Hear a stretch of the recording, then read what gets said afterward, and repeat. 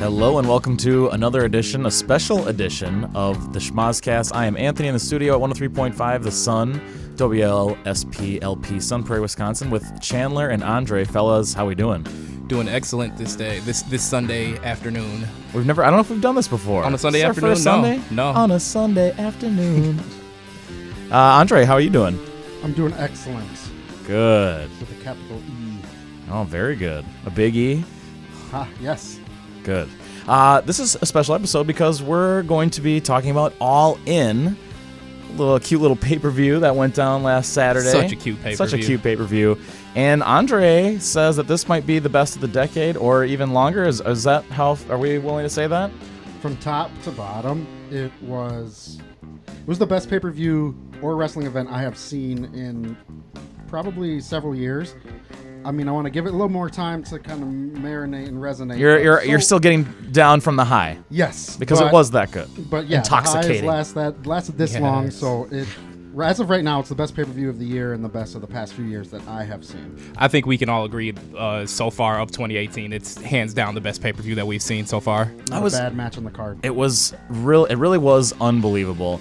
Let's get into a few things and then we'll go match by match. But for now, I want to talk about how it was shot, like the cameras and production style, and then also, the set and the ring and everything, really from top to bottom. And I certainly would hate to sit here and compare it to a WWE pay-per-view, but they're the top dogs right now. It's hard not to. And I think they did it just enough, like very in their own way, but also using a lot of the production value and shots that we might see in WWE. But I thought it was a total win all around. But in terms of production right now, I thought it was very well shot. I really didn't see, I don't know if you guys caught many mistakes. Even the combination of the announce team was really great. I don't remember who it was in the mask. We could have done maybe without Excalibur, I think was his name. Yeah, and I think we could have maybe done without Excalibur. It could have been somebody else. I think he was fine, but I love Riccoboni and of course Callis. So that to me was a great combination because you're getting play-by-play from Ring of Honor and then your color guy from New Japan. So I thought that, and TNA and wherever else, so the Jackal from 90s WWE. But it was a really good combination of everything. But I want to know what you guys thought about the way it was shot and the way it was done, and just your feelings on the overall production. I agree 100% with you. The production values were very well done, and you don't, like you said, you don't necessarily want to compare it to a WWE event or pay-per-view because it's something completely separate and different. But at the same time, WWE is the bar when it comes to especially high production values. Not just a high standard in the wrestling world itself, but especially when it comes to high production values, WWE is definitely higher than anyone else. And I think that they did a good job. It felt like I was watching like a Ring of Honor event or pay-per-view as far as the production went, and I think that's a good thing because Ring of Honor does a fantastic job with their production. So I was definitely impressed by how well of a job they did with that. I was as well. Honestly, I preferred the production value and camera work of All In to what WWE does. And normally I'm a big WWE defender. I love all wrestling, but I defend WWE because I feel like sometimes I get a bad rap. But I have a few major complaints. One of them is when it comes to WWE, every time there's an action, whether it's a punch, a slap, a chop, any kind of impact, yep. The camera cuts. And it can get dizzy, and you have to kind of force yourself to ignore it. And that's one of the things I love when I watch New Japan or watch other promotions, and especially with All In, is they only cut when they needed to. They lingered on one camera angle for more than just one thing happening, and it was kind of easy on the eyes. Your wrestlers should be good enough where you can lay on a camera and not have to worry about that kind of stuff. So I like watching like a New Japan style match too, where if they miss a punch, which they're not likely going to, whatever, you get it. People make mistakes. It's fine. But I would rather them stay on than do it's almost like going to give me like spasms of some sort watching them continually change the camera. So I agree. I really liked that. And I think this had better value. I've never gotten a Ring of Honor pay-per-view, I guess. I mean, I've been to one, but I haven't seen quite how, and I've seen some of the DVDs though, the best ofs, and those have a lot of it. So, but I think this went above and beyond. I think Cody, I'm sure he learned a lot from his time in WWE, and there also could have been people from Ring of Honor crew working on that. I think that's extremely likely. But I think he outdid what we usually even get from what I've seen from Ring of Honor, and that's only a lot of that has to do with the venue. With this size venue, you're able to do pretty much what you want. Whereas when you get put in Turner Hall, we like to bring up, or a bingo hall or whatever it might be, it's not the easiest to get the best shots and the best camera work. So maybe it was an advantage certainly by having the arena that they had, but I think that this was like about as good as it could be. I had watching it, that didn't even like come to mind after the first few minutes. I was like, oh, this is going to be really well done. Yep, absolutely. It was very comfortable and easy to watch. The money they brought in, do we know too much? We know a little bit about the house, but we don't know. I mean, the thing is like getting in all the merch sales of the whole weekend. I'm sure it was just insane, but it was $500,000 for the gate. Gate, I think was between so. 4.5 to 5, or about $500,000. It sounded like. I do know that StarCast raised $10,000 for Paws Chicago for rescue animals. Gotta love that. Close to my Pharaoh. heart. There you go. Pharaoh was great. Pharaoh was great. A total winner. And then, so they also said on Being the Elite that there was no comp tickets. They actually sold every single seat. I mean, they did it within a half hour when it first opened, so you can only imagine. But 30 minutes. They sold out. They sold out the Allstate Arena in 30 minutes. Yep. Can I point out, September is the worst month for professional wrestling. Last year in September, we had all those clips of Raws and SmackDowns with the sections taped off. And people kind of put the blame on Jinder being world champion. But if you saw from the same weekend, or the same week as All In, SmackDown, the entire hard cam side was empty and tarped off. The entire hard cam side. And AJ Styles is the world champion, and SmackDown's a great product. And historically, even on listening to the Pritchard show, even in multiple June times and September. September is one of the worst months. June and September are kind of the worst. They sold out a show in September. That's bonus brownies for them. Brownie points for them is what I meant to say. And you guys said that Cody Rhodes sold a lot of the stuff like the ring apron and stuff like that to get more talent. That's what Zach told us. Yeah. Another show contributor of ours, Zach Wagner, when we were all together watching the event, he told us before things actually got started that Cody had pre-sold pretty much everything. His gear that he wore that night, ropes, the canvas, all that type of stuff to people that collect that type of stuff. So that brought in even more money for a budget for them to, I would assume, pay the people that they brought in for the Battle Royal, possibly something like that, or just to maybe even pay the talent in general more than they would have if they didn't do that. So it's just it's such an amazing thing that they did from a business standpoint, from the product itself. Entertainment wise, it's something that's never been done before. We're gonna more than likely get a second one now too, and it's just, I can't give them enough credit for what they were able to do. It's about as close to flawless as you can get from a top to bottom first time ever. When you throw that into, like, they really looked like they'd been doing this for a long time. And once again, it's a smart thing that they say. Some singers and songwriters will say that your first album is your best because you've had your whole life to write it. So we'll see kind of how the difference between this one and the next one, but giving yourself time, sort of like how NXT does compared to the monthly style we get with WWE. I expect the same or better, really, at the next one. You mentioned the Battle Royal there. A lot of people, this was very well received in terms of the wrestling writers. And even just a few minutes into the show, checking Twitter, people were saying, Alvarez or whoever else were saying, like, that was the best Battle Royal they'd ever seen. And that was a very good Battle Royal, and 4 stars from Meltzer. Is that right, Andre? Let me double check. I believe it was. Yep, Battle Royal was 4 stars, and That was a very good Battle Royal. It was fast-paced and fun. And the cameos, I guess you could say. I can't think of a better word, but just the people that they had in it, not only current talent but older stars. The spots that they had with Hurricane choke slamming two of the biggest people in the match. Just everything about it was awesome. And Marco Stunt was just he's what, 4 foot nothing, just a little tiny kid getting brutalized by Bully Ray the way he did. That was so vicious. And then to top it off, to have the finish that the Battle Royal had, which we thought it was, we assumed that it was El Hijo de Chico was the wrestler that Bully Ray put through a table before the match even officially started. He was laid out through the table the entire match, and at the end it looks like Bully Ray eliminates the last person, and he finally rolls back into the ring and throws Bully Ray over the top rope and takes his mask off, and it's none other than Flip Gordon, who's worked for months. I jumped out of my seat and screamed when he took his mask off. I could not believe it. It was.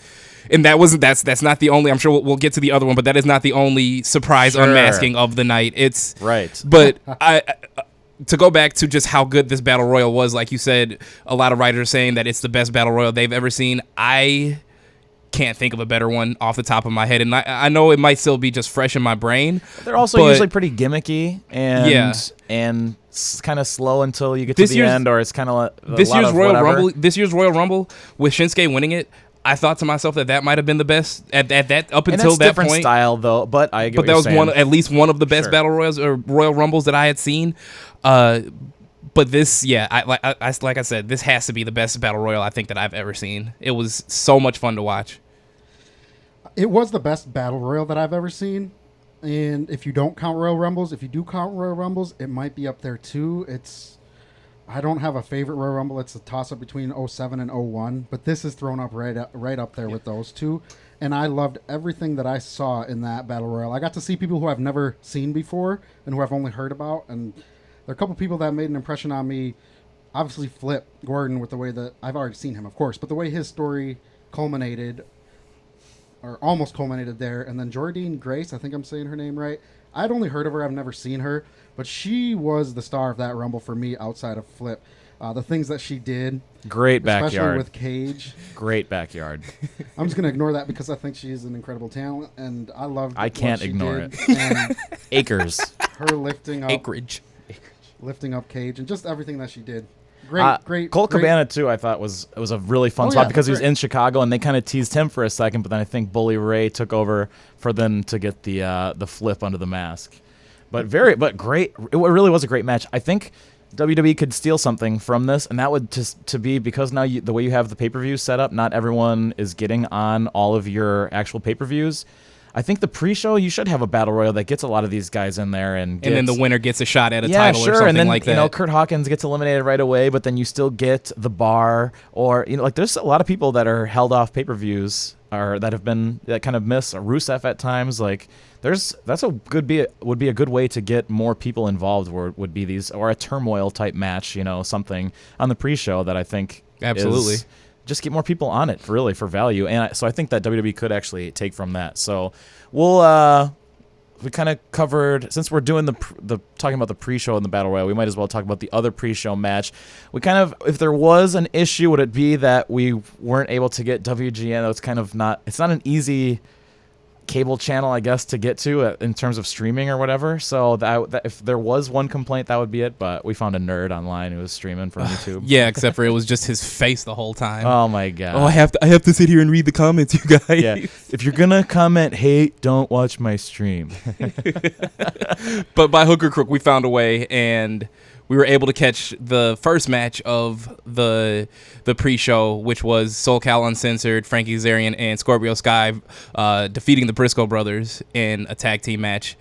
And I actually recorded I had the pre-show recorded on my DVR. Oh, so you were able. So I went back home and one of the few. No, it really is in like 90 million homes. But but like you said, it's hard to stream it. Yes, which is what we were trying to do. Yeah, even with a cable login, I don't think we were able to. So that would be one thing that I would say. But it was the pre-show. It's a minor deal, but it's like at the same time that Battle Royal had huge implications. It did, and we're lucky we got that in time. And then also you have 4 of Ring of Honor's most important guys when you especially in terms of a tag team and a faction, these are like two of the top teams that you would want to see. So in that regard, I think it is pretty important that they could get more eyes on it. I almost wonder, because it was Chicago and it was WGN, if there was some sort of deal there with the Sears Center and how exactly that works. I imagine, Andre, that those things very well could have been tied together. Absolutely. It was Chicago. And, yeah, I would imagine. And for the record, we did buy and pay for the yes, all-in yes, pay-per-view. we were all in weren't with our doing money as anything well. shady Yes, yeah. with It was just the main show. pre-show, which was technically free anyway. Yes. So, and we had cable logins, and We there all was tried all our different cable Yeah, logins. exactly. We couldn't get it, so it Yeah, wasn't. yeah. We didn't stream everything. We We weren't- paid. We have a lot of respect for the Young Bucks and Cody and Hangman Yeah. and Skrull. And The only Omega kayfabe and pretend the whole- pirate we know is Kyrie Sane, so we weren't pirating Just the ask pay-per-view. Shayna Baszler. Yeah. Oh, God. She's on my side. There you go. So SoCal Uncensored won the match over the Briscoe SCU. brothers, and it was kind of cool because on Being the Elite, they kind of had a thing where they're running the stairs in Philadelphia for Rocky, because I think that's where Ring of Honor was the week or two before. So they had their Apollo Creed and Rocky themed kind of thing going on. And then, of course, they came out later for Christopher Daniels. Before we get to the main show, let's talk about some other things. Just the way the card was laid out. Cody going early in this, kind of about halfway through the card. How did you think about that, Chandler? I was really surprised by it because it was the NWA World Heavyweight Championship, and it was such a huge match that had been booked for months in advance. And, obviously the implications of Cody winning the same title that his dad, Dusty Rhodes, made famous, or helped make famous. He's one of the names that's synonymous with the NWA World Heavyweight Championship. So I was kind of surprised, but at the same time, I think they did a really good job of pacing the show and putting a big match like that one where they put it, and then kind of other what you would have assumed to be undercard matches after that, and then it built back up to the main of the what they consider the three main events. So I thought, like I said, I was kind of surprised, but in the long run, it worked out. And it also put Cody in the driver's seat to produce also Yes. for the second half of the show, which I'm sure is very important. That for him, he wants to win his match, have a main event type match. But he also, this is his first shot at being Vince McMahon in some ways. Mhm. So Mhm. so I get why he put himself in that. But at first it came out like, oh really, now? Mm-hmm. So it was, what, I like was a little the surprised. third or fourth match of the I night? think it was actually 6, but they went pretty fast there with some of those. Oh, yep, you're right. At least yep. according to our Wikipedia research. But Andre, get in on this. Yeah, I think most of the reasoning for that match going on when it did has to do with what you said, the producing, because we saw all the pictures of him backstage and He's in the driver's seat with the headset on. So I think that has a lot to do with it. And I thought the pacing of the show, as Chandler said, was incredible. I thought every match was paced perfectly for the story that each match told, and the order they were put in, the way that they put some of the slower paced matches in between some of the I just enjoyed. I felt it flowed perfectly, and I don't have any problem with the World's Championship, the World's Heavyweight Championship, going on when it did, because it was special and the moment was special. And they used to do that back in the day in the 80s with Hogan, and when he would do shows, a lot of times he would go middle of the show. He'd be the main event of the first hour of the show, and then they'd have the rest of the show. So I think it was fine. I thought it was paced perfectly. Just taking a break outside of our little format here, but isn't it fun to just be positive about a show for basically beginning to finish? It's like, I don't know, I'm just like, wow, we're kind of just gushing about this. Like, that's how good it really was. And anything I talk about, like the WGN thing, really are very minor. When we had 4 hours of fun together watching this last Saturday night. That was the only issue, was not being able to stream the first match of the pre-show. Yeah, exactly. Literally. Everything worked perfectly, and we'll get to how they ended on time, very much like the original ECW pay-per-view. But so Bucks Ibushi goes last. So this is kind of the pacing thing, because this match went less than 12 minutes, if I'm not mistaken. And so they're technically the main event. There really was, it did feel like there was more than, you could have said there was almost 4 main events in some ways. But Bucks and how'd you guys feel about them leaving that little time for themselves, which is very unselfish, but at the same time, if you get someone like a Rey Mysterio, also another side to that would be like, these are the guys that you want to have the fast-paced match with, and it was an awesome match. Yeah, I was once the match finally went on. I was a little upset with how much time was left before we knew that they were going to be going off of the air. But as you said, it was a fast-paced match, and you had the Bucks and Ibushi versus 3 luchadors, Rey Fenix, Rey Mysterio, and Bandito was the other one. Yeah, yeah, and it was a fantastic match, albeit a short match. It was a great match, and I really enjoyed it. For that being the only issue that they had that we know of for their first ever event that they put on, there's nothing wrong with that. They did the best they could. I mean, which match on that card are you going to go back and look and say, hey, we should have cut that? Skrull. I totally disagree with that. I know you as do. Most people do. I know you do. That's neither here nor there. What are you going to cut? It was a great show. The fact that they were able to end it on time says a lot more positive about them than negative, because they were able to deal with that and still put on a heck of a performance and have a fun main event. I wish they had a little more. I wish they had a little more time. I wish they could have gone over as they can in WWE, but that's because WWE owns the network that they're on. So I can't complain too much. I thought they did a great job of dealing with the time crunch. Phenomenal job. Do you guys have a best and worst match for the night? Worst match, I don't have one. Best match was the match that I was looking forward to the most on the show, Pentagon versus Kenny Omega. I thought from bell to bell that was the best wrestling match of the night. The worst match was the opening match, because all I saw was that kid talking. SoCal Uncensored. So no offense to those 4, but that was the worst match for me, because all the other matches were great. My favorite match, I've been going back and forth. It's so hard. It's probably a toss-up between 3, which is the Marty Scurll and Okada match, the Pentagon and the Omega match, and the Cody Rhodes World Championship. Those 3, I can't decide between the 2. 3 totally different stories told, totally different matches played out, and all 3 were great. They had me invested, and I don't know. That's a tough one. Maybe at the end of the show I'll have an answer, but right now it's a toss-up between those 3. And honestly, even though I did just say that Pentagon and Kenny was my favorite match, the 4-way women's match arguably stole the show. Really? That's my worst. That's that my match, worst. I thought that match was fantastic. I'm a huge fan of Chelsea Green. She was Laurel Van Ness when she was in TNA. She is the Two-Face? Yes. Okay. And she was the best part. I loved her in that match. I just yes. didn't like the match necessarily. She was the hot mess. So she was basically split down the middle, half and half. Half of her regular self and half the crazy bride, because there was a storyline in TNA where she got left at the altar and she just went crazy, and she was actually wrestling in the white half of wrestling gear, the like dingy white kind of. It was like her wrestling gear and a wedding dress, and she wrestled full blown in that gimmick for a while shortly before she left the company TNA.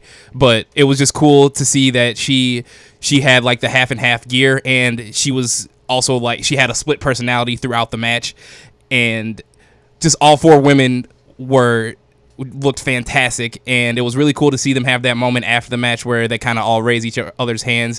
Very reminiscent of after Sasha and Bayley's match at TakeOver, where you had all 4 of the horsewomen in the ring and they were able to celebrate together. It was pretty reminiscent of that, but I wanted to give that match some credit, because like I said, if I didn't pick Kenny and Pentagon as my favorite match of the night, that one would have been right up there as well.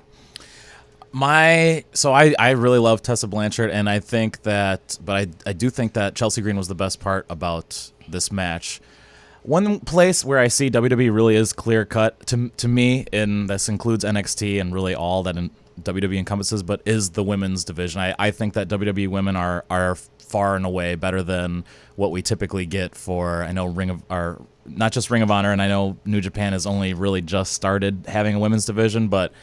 And I'm not trying to throw shade at these girls. It was an okay match, but I do think it was the worst match. But that's not saying it was a bad match, because there was not a bad match on this card. Like I said, it was a great card. But if this would have been my least of what was there. But like I said, Tessa Blanchard, always been a big fan of her since NXT, and And Chelsea Green certainly caught my eye. Her, but I actually think the best woman of the night we'll get to is Penelope Ford. Oh, absolutely. She wasn't even in this match. She wasn't in this match. She was if there was woman who stole the show, I thought she was better in the Chicago street fight than any of these four. But Penelope Ford, I gave her a follow on Twitter right away. Absolutely. So I imagine her social media is blown up. Her and Joyanella both. They both of their social medias had to have skyrocketed after this event.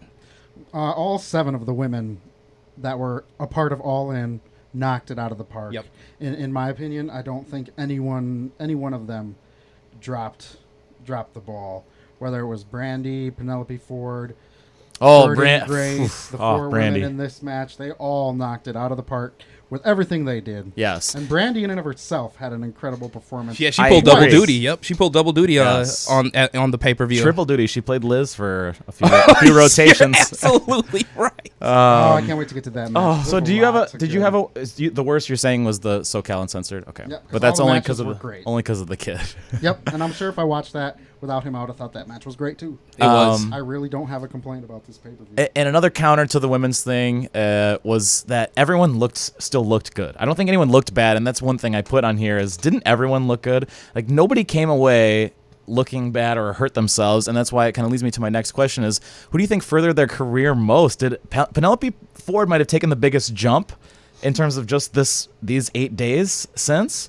But I mean, like nobody hurt themselves. But who do you think took the biggest jump or furthered themselves the most? Is it Penelope Ford? I think, as far as the women go. Well, no, overall, the whole show. Yeah. She's out there too. I imagine. I think Penelope Ford is probably in the best spot since the show. Chelsea Green, I think that she just recently had a tryout at the Performance Center, and I don't think that anything has come of that. But if the powers that be saw this and they aren't doing everything they can to get her because clearly she can do character work, and that's my biggest thing on her. Yeah, and that's huge in WWE. That's WWE is it's more important. It's almost more important. It is more important than the actual in ring itself at this point in this day and age for them. If they don't do whatever they can to sign her and utilize what she can do, I think they're out of their minds. So I would say those two probably of the entire show stood out and put themselves in a further position. Maybe Joyanella too. He stood out to me a lot. I also had never seen or heard of him before this show, but I'm absolutely sold on him myself. So I would say those 3. I'm Chris Jericho today because I have a list. I think Jordynne Grace, Chelsea Green. By the way, Chelsea Green about a month ago posted some Instagram pictures of her wearing Spurs gear, so that's an extra Jeepers points for her. So yeah, Grace, Chelsea Green, Flip Gordon, Hangman Page, Marty Scurll, and Pentagon. I think all furthered their careers. Pentagon's a good one too, and just because I think there's a lot of hype around him, but I haven't seen him do a match outside of Lucha Underground. Same here. So without the editing and stuff behind it, I think it was good for him to prove to the world, and I think because that's why Meltzer will not rate Lucha Underground, and I think that's fair. I think it is fair, but because it's highly edited. But he took on like the guy, the face of professional wrestling right now, and went toe to toe, and he might have shown brighter than Kenny Omega. That's I don't know if you're wrong about that, and we all love Kenny. And here's one I forgot that furthered their career: Cody Rhodes. He's the one I wanted to know. Well, he's kind of the reason I asked the question, because while so many people came from here to here, Cody Rhodes was already the top dog in a lot of ways because he's been the WWE guy. He hasn't been the guy in WWE, but he is still the WWE guy. And also the family name that follows him. But and also because of the production value and everything, he might be the biggest winner in some ways true. too. I didn't think about that because not only did he end up winning the NWA World's Heavyweight Championship, but he was the lead producer on this entire show. So yeah, I mean, WWE they need to pay high attention to what's going on right now, because there are people outside of their company in smaller promotions that can put on a show without their kind of budget behind it, and they can put out a show that rivals or is better than what they regularly put out. They really need to step their game up right now. Yeah. They really do. That's one of the best parts about this, right? And that's what I was hoping for. That's what I was hoping for the most out Hopefully of this. that's a swift kick in the pants. Yep. Wake them up and make them realize that they aren't the only ones doing this.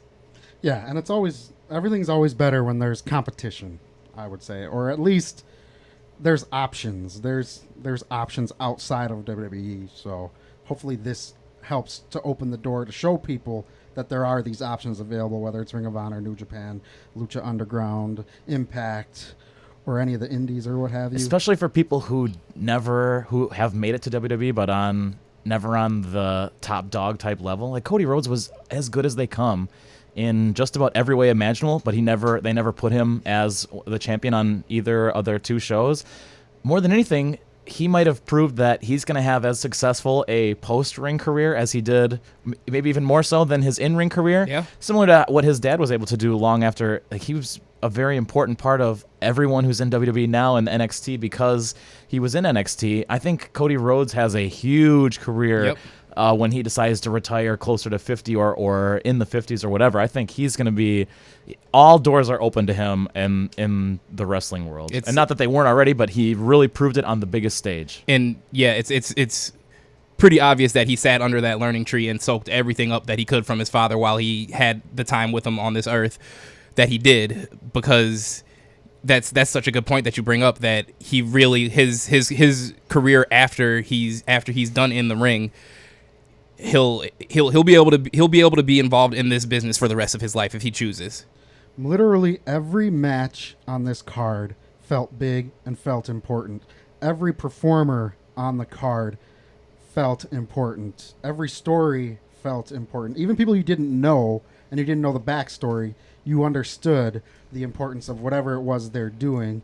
And I just thought that was great too. There was a lot of intertwining and different storylines coming into this show across multiple promotions, not across, but involving multiple promotions, that the way that they wove it all together, beautiful. I just want to mention before we go on, I forgot to bring up that during the Battle Royal, Dalton Castle was on commentary, and that might have been my favorite thing. It was definitely one of my favorite things of the entire night. The pre-show Battle Royal, Dalton Castle on commentary. First, we get a few shots of him at the commentary table, and that just his facial expressions were fantastic. But then throughout the match, his input to commentary made all of us sit there and be like, is he going to be on commentary for the rest of the night? Yeah. Gosh, I hope so, because it was that good. Unfortunately, he wasn't, but he did outdid Excalibur. That's why another reason I would have loved Dalton Castle. Instead of Excalibur, yeah. But if Dalton was on commentary all night, he would have overshadowed everything. That's very true.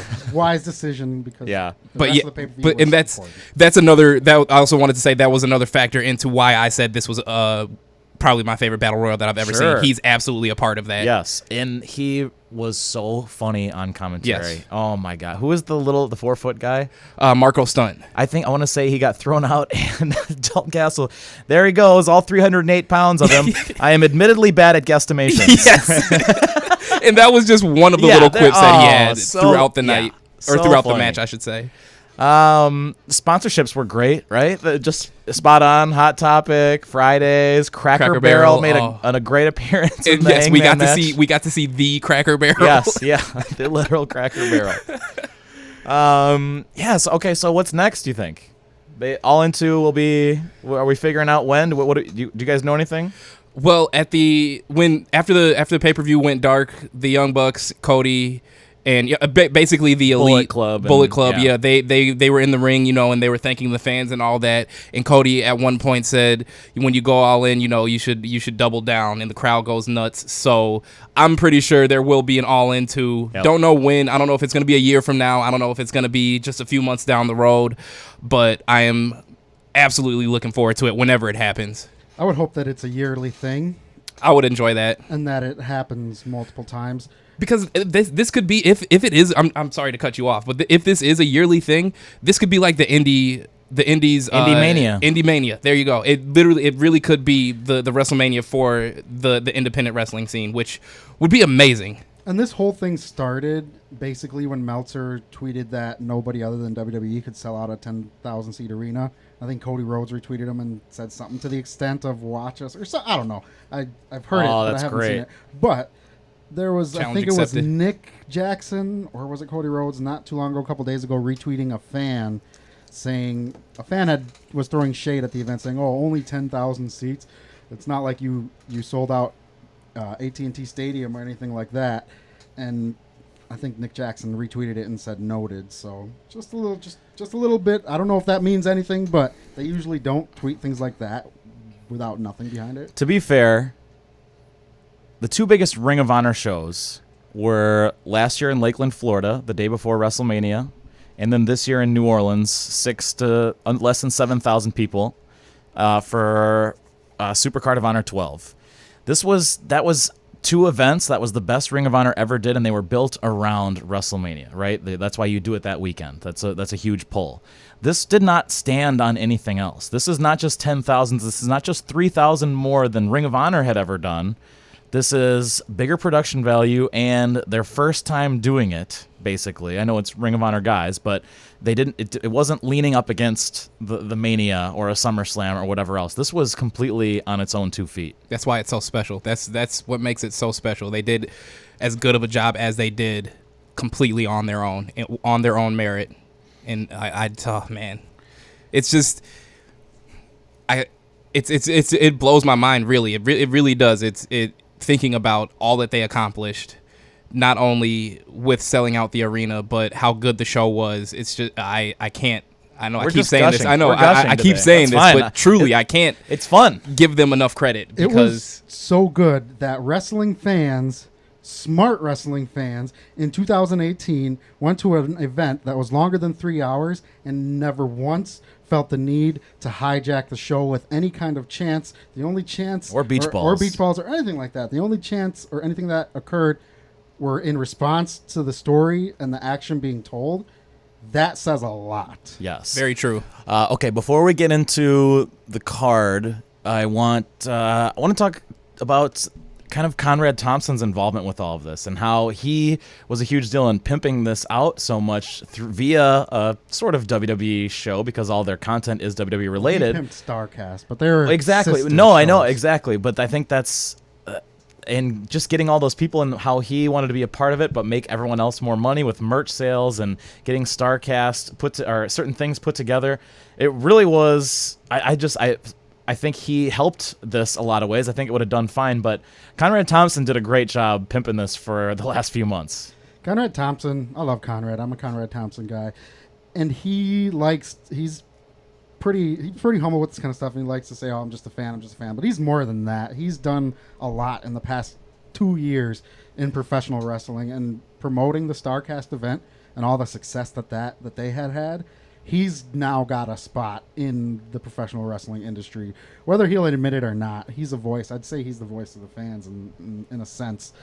But what he did with Starcast was just as incredible, and for them to work together and to co-promote their shows together, and the names that Conrad was able to get and the success they had, just hats off to him and everyone involved in both Starcast and All In. Yeah, it really was great stuff. Usually after a show happens, I am not in dire need to get a video copy of it, but just because with how good this event was, but also all of the Starcast stuff and the things that were built around this weekend, there's going to be a lot of good footage from all of All In weekend. There was a panel, a Death of WCW panel. Yes, that's with how, oh my Bischoff. God. There's- Bruce is on that, Layfield. They had karaoke with Skrull and a bunch of people that I heard was incredibly funny. They had Pharaoh, which if I could have seen one thing, I would have loved to meet Pharaoh, but I've booped that snoot. Oh, I Definitely would love to boop that I snoot. would be so lucky to. You guys want to get into the first match of the night here? We had Matt Cross, who some might know from Lucha Underground, and Maxwell Jacob Friedman. yeah. Matt Cross is also known as Son of Havoc on Lucha Underground. He's kind of got a biker gang kind of gimmick there, but he just wrestled, without the mask as himself against Matt Maxwell Jacob Freeman, who was also someone that I had never heard of before this event, but going away from it, I am definitely a fan of his. He did such a good job just as a straight heel, just a straight up heel. His interactions with the crowd, his use of trying to take shortcuts to win the match. He just has this arrogance about him. And like I said, I'm definitely a fan of his, and the match was fantastic. I knew what to expect with Matt Cross because I've seen a lot of his matches both on the independent scene and in Lucha Underground, so I knew what to expect from him. But Maxwell Jacob Freeman it was the first time I'd seen him, and as we mentioned before, it goes to going back to what we said about how there wasn't a single bad match on the card. Going into the match, I really had low expectations for this, not only because I didn't know MJF is what he's known by as well, not only because I didn't really know him, but just it kind of seemed like a less important match. But I think, Andre, you mentioned it earlier, every match was important, and this match was no exception. I had heard of MJF, but I'd never seen him before, and I had heard of Cross, but I had not heard of him. What I mean by that is when they announced the match, which is the first time I heard of this match, was when they announced it at the start of the show. I didn't know who either of them was. I knew I've heard of MJF, but I didn't know. I didn't never seen him. And Matt Cross, until you told me he was Son of Havoc, I didn't know who he was. As soon as you told me that, I was like, okay, yeah, I've seen a handful of his matches. But MJF, as you said, came out. I didn't know a thing about him other than his name. And I could tell right away what he was all about as far as his character. He was a straight-up heel, did a great job of it. The fans were booing him. The fans hated him in a good way because they were supposed to, and I thought that was great. And then Matt Cross, of course, performed up to his standard and amazed me as he always did as in mask. He did the same out of mask. We also had in the second match of the real card, fourth match overall, Christopher Daniels, along with the fellas from SoCal Underground or SoCal Uncensored. Uncensored. SCU. SoCal. I like Underground better. Z-Dogs. Took down our buddy Stephen Amell, who was there with Josh Segarra, who I guess is a cast member. Yeah, on Arrow. Okay. Yep. When he walked out, we're all like, who is this guy? Yeah. He's not Bullet Club. Yeah, he's on Arrow with Stephen Amell. Okay. And this was also a fantastic match. Stephen Amell, this was his third professional wrestling match, and he's someone that you can tell clearly he has been a fan his whole life because he's just like a fish in water when it comes to wrestling. And he couldn't have had a better opponent in Christopher Daniels, someone who's just one of the most tenured veterans in the business today, and his career, his resume speaks for itself. But I was thoroughly impressed by Stephen Amell in this match, and I was kind of worried that he wasn't going to be able to keep up with someone like Christopher Daniels, who does have all this experience in wrestling, but he did a great job, I thought. Stephen Amell, props to him. He didn't take any shortcut.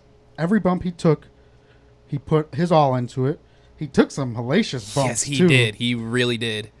And he was able to I didn't notice any botches or anything like that. Christopher Daniels, perfect guy to put him with. He gets a lot of props from me for having a match with someone of his third match on a show of that caliber. Just goes to show how Christopher Daniels, the would-be higher power, is a higher power in his own right, because he's great. I was trying to think of something clever and it didn't work, but props to Christopher Daniels because he was the man for having that match with Amell, and props to Amell taking the punishment he did and hanging in there. It was a good match. It was a good match, and I agree that it was the perfect opponent for Stephen Amell. And if there was a botch in this match, I think it was actually Daniels missing a little bit on the moonsault. Yeah, he did later get him. He was the first one that he went for. And maybe Amell should have rolled out one time further, but I give Christopher Daniels a ton of credit for being willing to do this. It's such a dangerous thing because you could really only hurt your own reputation in some ways, right? You can't hurt.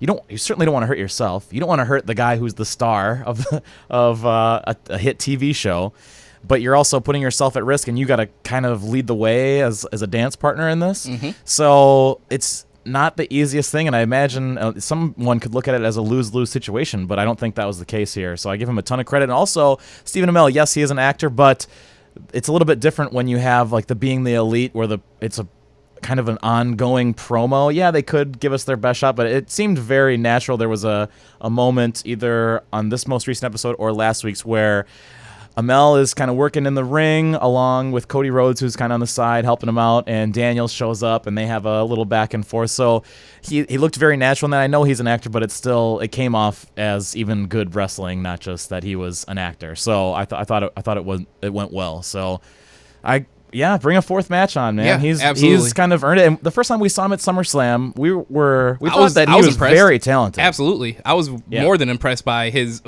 performance in, what was that, 2016 SummerSlam? I think so, 2015 or 16. Yeah. No, he's impressed me too. Him and D'Angelo Williams are two celebs that I can think of that have come in and just looked like they belonged in the ring. Yep. And that usually is never the case with celebs. We should do a future segment about people who would translate well, whether it's actors, celebrities, other athletes, musicians, and then athletes. Yeah. I think that would be fun. That would be a very fun little segment on the show. I think Ronda Rousey would be great. Yeah, it's a great. I don't know, guys. I don't know. Let's save that conversation for that show. In the third match on the card, we had Tessa Blanchard takedown in the Fatal 4-Way, the four-corner survival match. Chelsea Green, Madison Rayne, and Britt Baker. We already kind of talked about this one, so we can move on a little bit. Then we had Cody Rhodes with not just Brandy Rhodes, but also DDP, Glacier, who I did not know who it was until I read this, and Tommy Dreamer, of course, defeating Nick Aldis. And Pharaoh. Pharaoh came out with them all, too.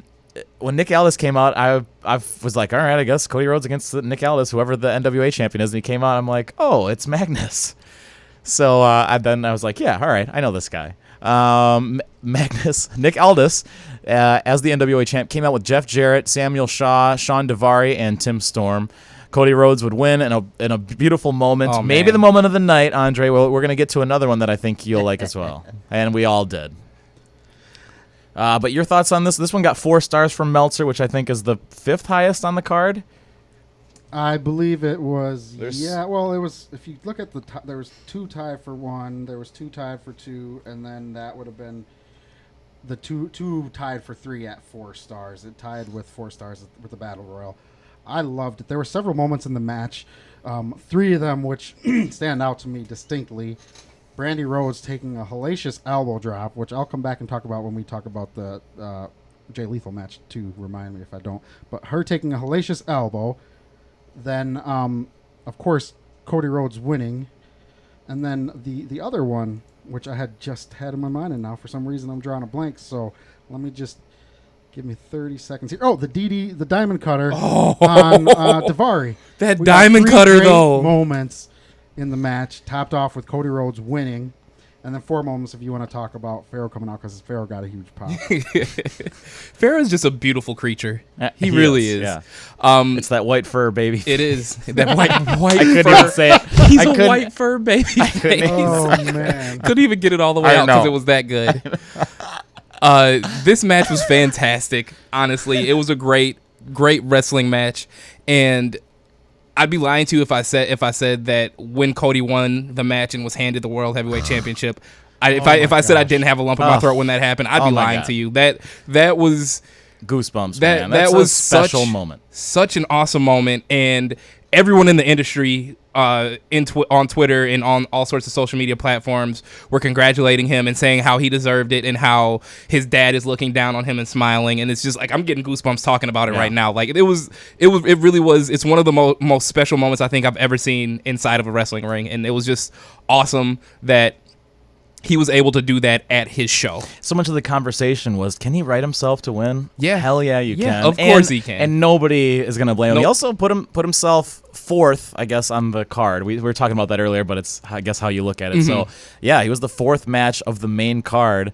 But, Andre, you have no problem with Cody Rhodes picking himself to win? No, you can pick if it makes sense. Dusty would have done the same. You can actually, Dusty would have booked a Dusty finish. Yes, yes, he would have. I was kind of slightly worried would happen, especially when they announced that the match was coming on when it did. I'm like, okay, that gives them some time to have a funky roll up, a ref bump, or something, and then for them to overturn it later in the show. I didn't want it to happen. I kind of thought it would, just because we were talking about Dusty and the title, and that's such a ingrained part of the title's history. But I'm glad they didn't. I'm glad Cody won. I'm glad he got color too. Him bleeding, holding the title, just makes it. I think he more- bladed the crap out of himself when he was laying down. Oh, he totally It did. took a Oh, little yeah. time. Yeah. I It, wonder, it did it take some did. time. I wonder if he couldn't do it at first, and he did it a little hard and did a little too much. Because Yeah, there was I a question lot that of too. blood. Yeah. It really A lot of was. blood. Yeah. But it made for a Yes. great story.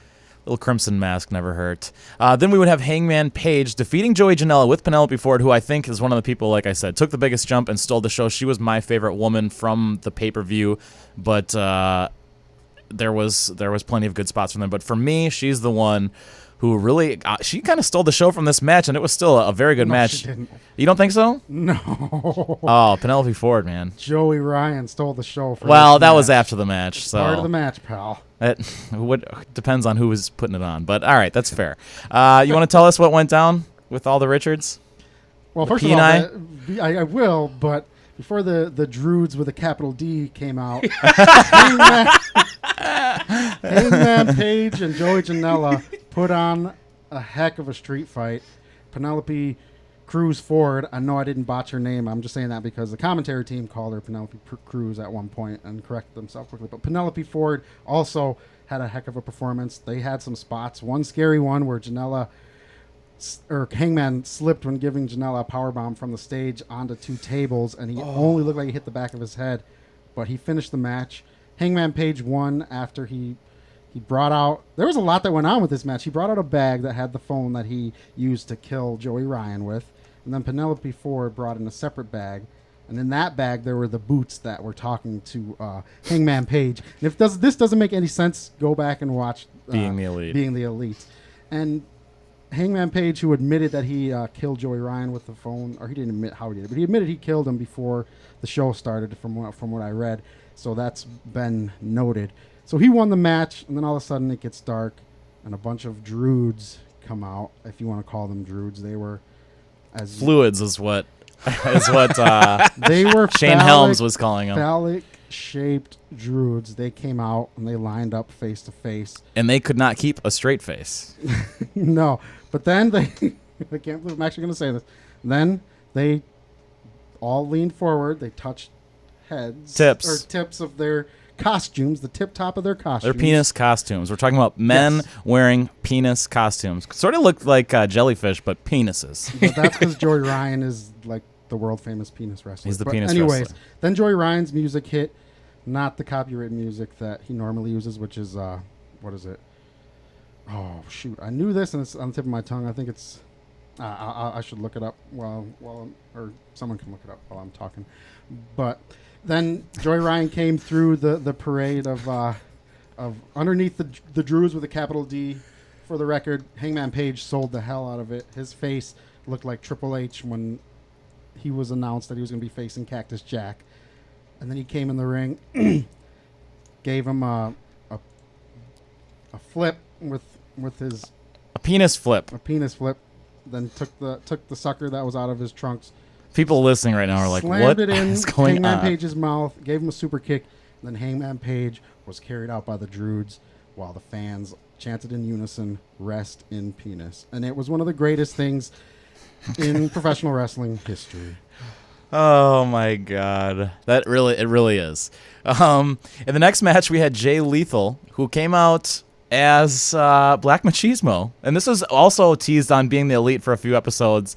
And he was like, it was like driving him crazy, and he could see the gear in his backpack, and it really was a lot of fun. I prefer the Ric Flair, I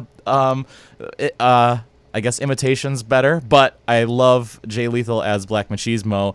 He came out with Macho Man's brother, Lanny Poffo, and took down Flip Gordon, who had won the Battle Royal on the pre-show, and came out with Brandy Rhodes, who was dressed as like a 1940s U.S., I don't know, Army nurse or something. Oh, man. She's attractive. Smoking hot. Yes. And also, this match was for the Ring of Honor World title. So Jay Lethal won the match and retained his championship.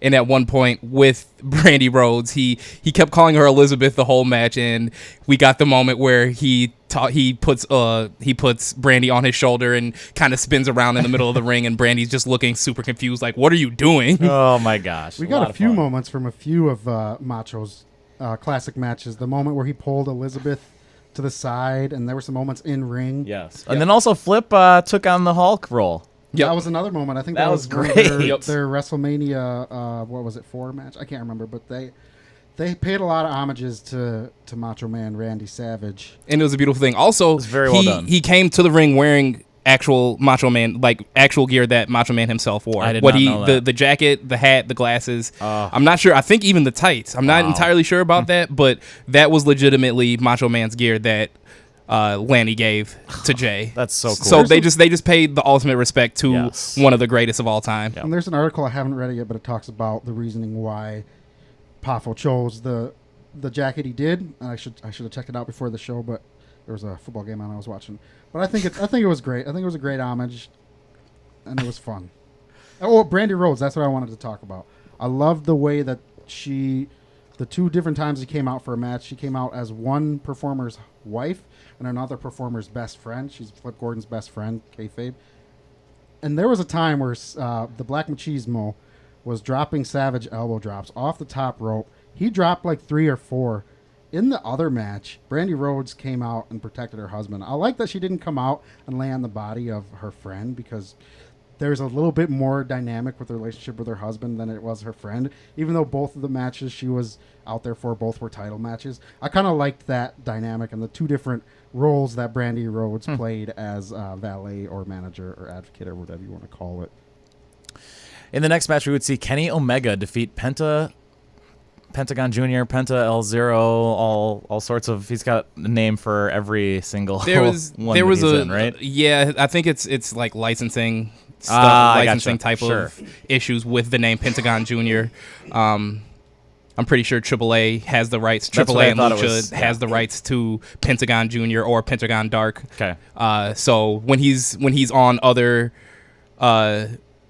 other things that aren't really involved with AAA, he goes by Penta L0M. Okay. So, but it's all Pentagon, and I can't speak highly enough of this match. This was my favorite match of the night. It was everything that I thought that it could live up to. Two of my top 5 favorite wrestlers in the world today. And you've legit put that on the list when Yes. we've done this for the show previously. Yep. It's a matchup. And you've been the only one to. I mean, you're kind of been ahead of the curve a little bit on the Pentagon Jr. This is a matchup that I would have never imagined would actually happen, just because of the separation of the companies that they're in. You have Kenny Omega in New Japan, and Pentagon is AAA and more of the American indie scene. I'm not entirely sure if they've had matches here in America on the indie scene. I just gotta think no. And if they have, it's been 5+ years. Right. But oh my goodness, this match was fantastic. Well, you want to talk about a dream match? This is absolutely a dream match in my opinion. And this is what was some people's knock on All In going into this, was that there wasn't enough cross-brand type of stuff, like dream matches you would never see. With more All In, certainly we're going to get that. But the Omega versus Penta L0 was the most like, oh, it's the New Japan, it's the Canadian who's the top of New Japan and maybe the world versus Mexico's top right now. Yep. Who's not just CMLL, but AAA and also Lucha Underground, and I mean, the guy's all over the place. So this, to me, was the biggest cross-brand, I guess, that was the big dream matchup. And I think it totally... it stole the show. Yeah, I think so. and I think it went above as... It didn't have to be as good as it was, but I'm glad that it was. There was a spot where Pentagon runs into the corner. Well, I don't remember if he runs into the corner. I don't remember how he gets up onto the second rope and flips over Kenny Omega and grabs him with him and kind of does like a flipping lung blower. That, oh my God, Kenny Omega tried to do kind of a handspring moment at one time, and Penta kicks him in the gut. That was early on in the match. Just so many good things happened in this match, and neither one of them came out looking worse than the other. Yeah, I think it was fine for Kenny Penta Omega to lose. Kenny Omega got the win, Yeah. but Pentagon, even in loss, he's one of the names. I know we kind of all listed like who's coming out the furthest ahead after this event. Pentagon is one of those top guys that he's looking so much better after this now. Yeah, Pentagon definitely was. Kenny Omega showed the world why he's the best wrestler in the world, but Pentagon was right there with him step for step, and I have only seen a little bit of Pentagon from Lucha Underground, but that match what I saw showed me that he's the real deal. He's right up there with Kenny Omega as far as his talent and his ability, and it was an incredible match. A lot of incredible spots. The package pile driver on the apron. Oh my goodness! We all thought that Kenny Omega was hurt, but he wasn't. It was just great match. Yeah, and I think you make a good point about Penta maybe taking the biggest jump. He also confirmed a lot of hype because we had heard a lot from him, and it's been a few years since I've seen. I don't think I've seen anything outside of Lucha Underground, but he really confirmed a lot of the hype that we've seen on the internet these last few years. And man, he couldn't have a better opponent. So that to me was the best match. But there is a ton of great matches. After this, you had Okada. Whoa. Let's not gloss over what happened. All after right. this match. Hold on. Yeah. Sorry. Let's just made the list. Well, oh gosh. All right, go ahead. So after the match, the lights go out for a little bit, and when they come back on, it looks like Pentagon is still kind of laid out in the ring, but his gear looked slightly different, and he stands up, and all of a sudden he has tattoos on his arm, and it's like, those tattoos look familiar, and he attacks Kenny Omega and takes his mask off, and lo and behold, it's Chris Jericho. Somehow, some way, Chris Jericho found a way to be at All In, I'm sure against Vince McMahon's wishes, but not only that, he was here in Wisconsin the night before, because the next night. the following night he was at the Taste of Madison with his band Fozzy. They had a performance, but that same night after he did that spot at the pay-per-view, he got on a plane and flew to, I can't remember where it was, but had another performance with Fozzy, and he performed with the makeup on still. So That's awesome. it's amazing that he was able to make things work the way that he did, and just goes to show why he's so high up on our list, especially the past 2-3 years of, arguably the greatest of all time. Chris Jericho is top 5 dead or alive, active or inactive of all time. He's in that list, and he just added on to his incredible resume with that. He's been coming out from masks a few times in his career to attack people, and I just every time I love it, and it was great. Huge pop, awesome moment. And then we got the confirmation that the next time we're going to see Jericho is hopefully going to be against Kenny Omega on the Jericho Cruise. Yep. And that which was a great. It's actually a triple or 6-man tag match. It's Alpha Club versus Bullet Club. Oh, that's right. How weird. But that's right. They will be on the cruise. So it was kind of a plug for that, which was great. That's kind of the next version of this in a lot of ways. And it's just furthering the story of Kenny and Jericho. Keep it all rolling. Yep. What a beautiful thing. And Yep. Jericho's, he's only wrestled a handful of times this year, maybe less than a handful, and he's still having one of his best years. Yep. It's crazy. Then we had Okada taking down Marty Scurll. This was your favorite match, Andre? It was one of them. It was between the Kenny Omega match and the World's Heavyweight Championship. Okay. But it's definitely up there. It was when it first happened, I was not as big a fan of it because I'll admit, as you know, I'm a huge Marty Scurll fan, and I kind of wanted to see him get more offense in and do a little bit more of the chain wrestling that we know him for. But selfishly, I know that the story didn't dictate that. It was the light heavyweight or the junior heavyweight against the heavyweight, against Okada, against New Japan's John Cena, basically, and him showing that he could hang with the heavyweight who throughout the whole build has been making references to 205 Live. And there was a whole spot in there where he was going to give him a Rainmaker, and he does 205 with his hands and gets his fingers broken. But I loved it. By Going that back, sick whoop. you sick whoop. Yeah, going back or looking back at it after I had an hour or so to ruminate, it was definitely one of my favorites because the story they told and the pace was a little bit different than the two matches it was in between, which I think was needed. and they both look great. And Okada won, of course, because he has to. But Marty Scurll got some spots in, and he stood toe to toe with the guy that had the huge size advantage over him. And they did a good job telling that story, both with the wrestling and the other things they did, like standing face to face, and Marty Scurll having to look up and Okada having to look down. It was just a really good match, and a typical Okada match from the few that I've seen, but a really great match. It was a 26-minute match. Is that the longest on the card? If I'm not mistaken, so. It Yes. is. So I could have done with a little bit less here and a little bit more on the main event, but that's also I'm not a Skrull guy, but there was, I don't know if you guys noticed or not, but there was someone outside of the ring. I think it was a guy, I think it was a referee, but he was beating on the mat and yelling, Marty, finish. Like, they definitely went overtime. Yes. Oh, they yelled. They said, go home. Or no, we heard go home we heard go home in the main event. Yeah. There was There was finish. Oh, okay. Yeah, they were being told to finish, but they just kept going. So that's also a part of the reason why the main event was as short as it was, is because they definitely went overtime. But, honestly, I'm sure that the Bucks and Cody could care less. Marty is one of their good friends. And you don't bring Okada to wrestle in America, in the United States, to not have him go get an Okada match on. Yeah, I don't think that, like, they were worried about making time, but honestly, at the end of the day, I don't think that they were upset by that. I just want to That's just my opinion. I don't know for sure. There were some rumors that it was match went 14 minutes over, which it did not. On Sean Mooney's podcast, which I listened to the other day, Skrull was on, and he was asked about that. He said that they only went 1 minute over, and that right before the match, the whole show itself went over. And right before the match, Nick Jackson came up to both Okada and Marty and said, hey, don't cut anything from your match. Yep. Just go do what you got to do. And so they did that. And it was about a minute long, according to Marty Scurll.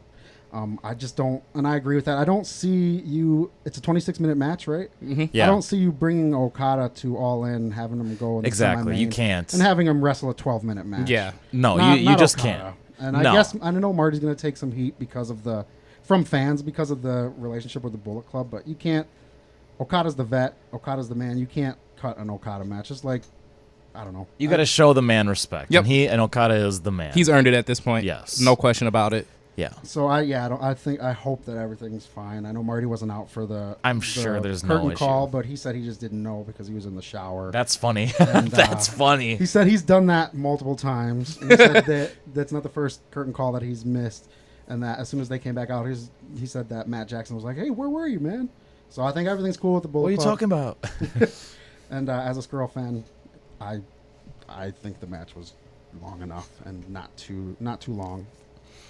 So that left just under 12 minutes for the final match, the final main event, if you will. That would be the Golden Elite, the Young Bucks and Kota Ibushi taking down Mysterio, Rey Fenix, and Bandito in a 6-man tag match. And while, like I said earlier, if there was a match that was going to be fast-paced, fun finish, this was the one. And it really made it cool because we're looking at our phones like, okay, they got to get this in real quick but that was fun. It gave us that feeling of ECW getting out in 96, 97. Like, you got to get out just in time. And it didn't have the WCW, like, we'll have to re-air it the next few minutes tomorrow night on Nitro kind of thing. It was more of we're out of time, we got to go. But great job. And then to see the curtain call, too, afterwards, and they tell the crowd and kind of explain everything and how Cody talked about Double or Nothing and everything. It really was great. It was fine to see. I'd love to see more Kota Ibushi if I could, and maybe in a singles match. Hopefully next time there is an All In. But this was an awesome match, and it was a very fun 12 minutes. And I think it'll actually get better as we watch it because you won't think about, oh, they got to get done here and they have to rush, and they didn't. It'll just be that awesome 12-minute match instead of the match that didn't, or was cut for time, or they had to cut time. Right. Also, outside of the match itself, some of my favorite ring gear was worn in this match. The Young Bucks and Kota Ibushi's Golden Elite matching gear was on point. And then you had Rey Mysterio. Oh, my goodness. Quite possibly my favorite ring gear that I've ever seen. He came out in Wolverine, like, 90s 90s cartoon series Wolverine, bright yellow spandex with the extra high swoops on the mask and the shoulders. Oh my God, he had the X on his belt. Oh my god. And we've seen some great ones. We've seen the Phantom. We've seen Daredevil. Joker. You've seen Joker. I mean, you've He's seen done him so do many great everything. This was might take the cake. Amazing. Yeah. Absolutely amazing. And everyone performed great. Rey Mysterio still has it for his age. Maybe more so than he did in his last few years and his longest. I can't WWE believe reign. how good he looks in the ring right now. They all look great. The two luchadors that I'd never heard of until that night, they blew the roof off the joint. All of them being crushed for time and having to cut the match. If we had not heard the go home thing that we heard, or I think it was when we say you got to go home, you got to go home, I think is what I had heard. It's something like that, but yeah. if we didn't hear that, we wouldn't have known. How cool is they that? Did I kind of liked it. A good job, and that was the best match to close the show because that situation, they were able to do it. They were able to go out just with the last second. It was not pull a WCW Halloween Havoc 98. It was a beautiful 6 competitors to finish that way too. It really was like, what a show, man. I can't. We've gushed for over an hour about it. Like that really was something special, and we can only hope that we get more of those, and a quarter or once or 4 times a year or something. I don't know. We'll see where they decide to go, and hopefully not too long from now. I know the Jericho Cruise is probably what people are going to focus on in the meantime. Yep. But a lot of exciting stuff happening, and it just lit up the wrestling world, man. This is what it's all about, is things like last weekend. I had such a great time, and I had a great time talking about it with you guys. So thank you. The show is ending, but it's not over. You can help us get over by giving us a like on social media. Yes, you can find us on YouTube, Facebook, Instagram, and Twitter at the Schmozcast. Give us a like, follow us. You can catch us YouTube. You can get caught up with us on demand. So be sure to head over to all those social media platforms and search the Schmozcast. All right. Well, fellas, thanks so much for joining me. We look forward to another show next week.